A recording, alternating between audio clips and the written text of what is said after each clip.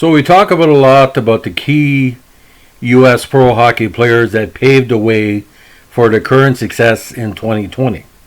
Now, you can refer to a lot, but this guy is a cornerstone because not only did he help strengthen the U.S. Olympic team, or Team USA, the WHA, and the NHL by his re-entry in it in the early 1980s, he eventually was inducted as one of the youngest players ever to be put in the United States Hockey Hall of Fame. He was only, at the time, 39 of all things. So a 39-year-old making a Hall of Fame, and his career was just shortly done. We're going to talk about the legend of Robbie Ftorek. Now, Robert Brian Ftorek, born January 2nd, 1952, was one of the big undrafted players of the early 1970s.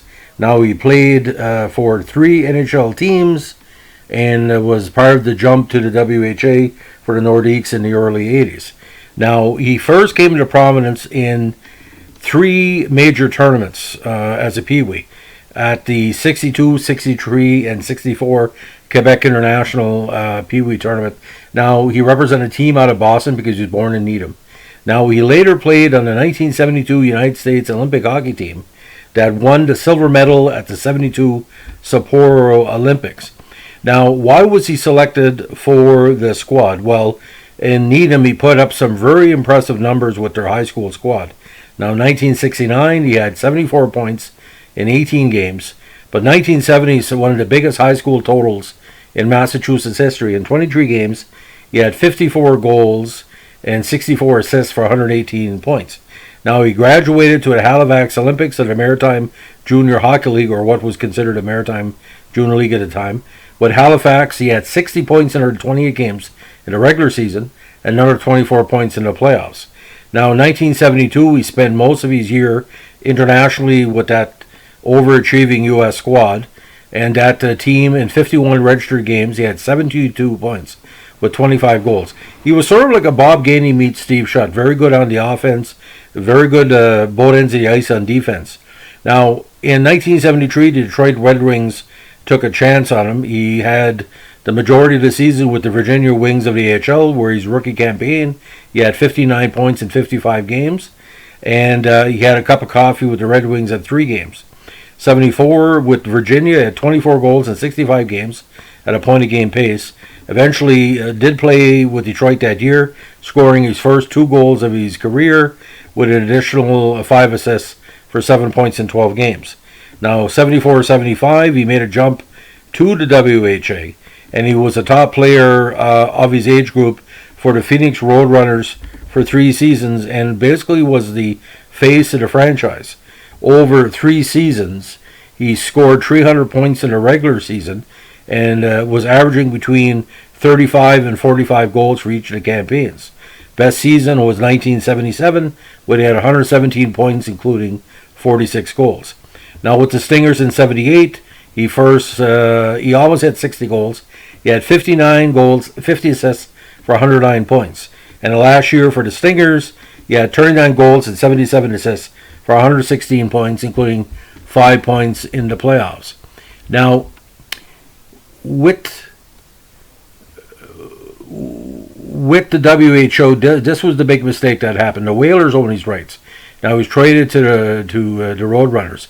And with the Roadrunners, he became the MVP for the league and became the first American professional ice hockey player to be named the league MVP. He was considered the most accomplished American player in the 70s and showed at the inaugural 76 Canada Cup, where he was elected MVP of Team USA and also was the team's leading scorer. Now, when the Roadrunners folded, of course, Ftorek signed with the Stingers. Now, after the WHA folded in the 79 season, he signed with the Quebec Nordiques in the NHL and was the team's captain in 81. But he couldn't speak very good French because he tried a few times and it didn't work out. Now, he also played for Team USA at the 81 Canada Cup tournament.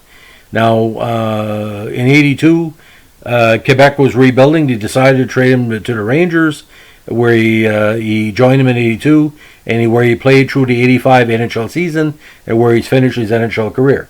Now, Ftorek was also a member of the Tulsa Oilers team that suspended operations on February 16, 1984, playing only road games for the final 6 weeks of the 84 season. Despite this adversity, the team went on to win the league championship, and he also played several seasons with New Haven of the AHL before retiring for professional play. His NHL career totals ended up 77 goals, 150 assists for 227 points, and WHA career 216, 307, 523 in 373 games. He's currently, or not say currently, was 6th on the WHA's all-time points list and 9th in all-time career goals and assist leaders. He also took part in 4 consecutive WHA All-Star games, 76, 77, 78, and 79, playing with the Wayne Gretzky side in the final season. He made first team all WHA 77 and 79 and second team in 76 and 78. Now, he gave back to hockey in numerous ways. He became a professional coach with New Haven in 85. He remained with them in the 88 season when he moved up to the NHL as the LA Kings head coach until 89. Following this, he was an assistant coach for Quebec and New Jersey, and he got another promotion in 92. He was named head coach of the Utica Devils, New Jersey's top farm team, and remained as head coach when the team became the Albany River Rats. Now in 95, the same year the New Jersey Devils won the Cup, Ftorek led the River Rats to the Calder Cup championships in the AHL. Now in 96, Ftorek returned to the NHL with his second stint as New Jersey assistant coach, then took the head coaching position in 98. Now in 2000, Ftorek led the Devils back to the playoffs, but was eventually fired by Lou Lamorino with 9 games remaining in the season amidst complaints from the players. Ladies and gentlemen, no disrespect to him, but he wasn't the most genial player, not a player's coach, put it that way. Tortorella comes to mind. Now, dissent sources including Ken Danico, whom Ftorek had benched for 2 games short of 1,000 games played, making him miss out on achievement at the home rink. Assistant coach Larry Robinson replaced Ftorek, and get this, the Devils went on to win their second Stanley Cup. He remained with the team as a scout and had his name engraved on a Stanley Cup for the second time in that year. Now, when Ftorek joined the Bruins as head coach in 2001, it led to 2 years of poor efforts by his squads. He was eventually fired in 2003 with only, get this, 9 games remaining in the season. Bruins GM Mike O'Connell took over as coach for the rest of the season, and in 2003, Ftorek again rejoined the Devils as head coach of the AHL affiliate in Albany. When the Devils affiliation moved to Lowell, Ftorek was retained as head coach. Now, Ftorek holds the distinction of being the only coach to be fired by 2 different teams in the final days of what was a winning regular season by that team. New Jersey in 2000 and Boston in 2003. His record was 41-28-5 with the Devils and 33-28-8-4 with the Bruins. Now, in October 2007, he was hired as the head coach of the Erie Otters of the OHL, replacing former goalie Peter Sidorkovich. Now, Ftorek led the Oilers to a 15-34-4 record over the final 53 games as the team missed the playoffs for the 3rd straight year.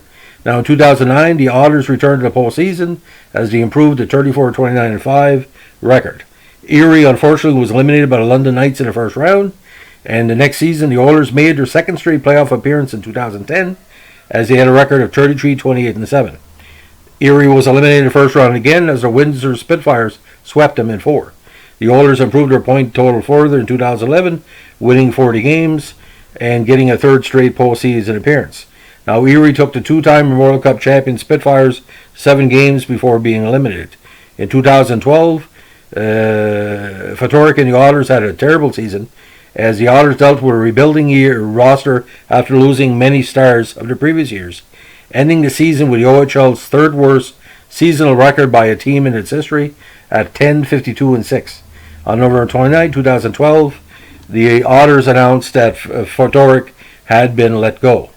Now, on August 7, 2003, the Flames hired Ftorek as assistant coach for the AHL affiliate, the Abbotsford Heat. Now, on November 29, 2016, he was named head coach of the ECHL's Norfolk Admirals, replacing Ron Aldorf. He was then released by the Admirals following an ownership change in 2019. Now, awards and accomplishment, we mentioned the fact, 1972 Ice Hockey World Championships, They were in Pool B, but he was an all-star. Again, MVP for Team USA at the Canada Cup. Gary Davidson Trophy winner, 77, WHA Most Valuable. All WHA First Team, 77, 79. All WHA Second Team, 76 and 78. Played in 4 consecutive WHA All-Star games. Now, this is very quite a distinction. He's a member of the United States Hockey Hall of Fame since 91, okay? He was also a part of an initial group of players elected to the World Hockey Association Hall of Fame in 2010. He was also elected to the AHL Hall of Fame in 2020. So you know what I'm going to say here. Does he deserve to be the Hockey Hall of Fame? Well, here's the question. Don't know. I'm not an expert. The fact that Gordie Roberts was a higher prominence for the U.S. player at the time. Sure, he scored a lot of goals in WHA, but his NHL years were kind of didn't follow the goal scoring. 81 was his best season with the Nordiques, but he was really let go before even the Battle of Quebec started. And like at his peak, he was only scoring, 15 to 25 goals a season in NHL. The WHA numbers are tremendous, don't get me wrong. But what he's done as a coach, what he's done as a minor league coach, like he coached 3 NHL teams over 3 decades, or parts of 3 decades. AHL and OHL, with a Calder Cup victory. AHL mainstay for a number of years. Even coached, ladies and gentlemen, the Halifax Citadels for a while, which draws a lot of attention. Now, U.S. Hall of Fame, WHA Hall of Fame, AHL Hall of Fame. Like I said, I'm a type of person that I'm not going to put down anybody choice to put people in the Hall of Fame. I'm in a Hall of Fame, and I turned down another Hall of Fame because the group in question I was going to be put in for, what's the proper term, not sincere reasons. The Hall of Fame I belong to represents my pure home region, and I'm very honored. That was in 2000, 20 years ago, and I won enough awards to know that any induction is welcome if the induction is sincere. And I think, ladies and gentlemen, from 1972, give or take, to the early 1980s, he was a top 5 U.S. player. Should a top 5 U.S. player of that era deserve to be in the NHL or the Hockey Hall of Fame? I'm not on the committee. I'll let the people more that. But if you're going to put in the other Americans, Robbie Ftorek should be in the conversation, because winning Olympic silver, WHA MVP, NHL success, AHL coaching success, NHL,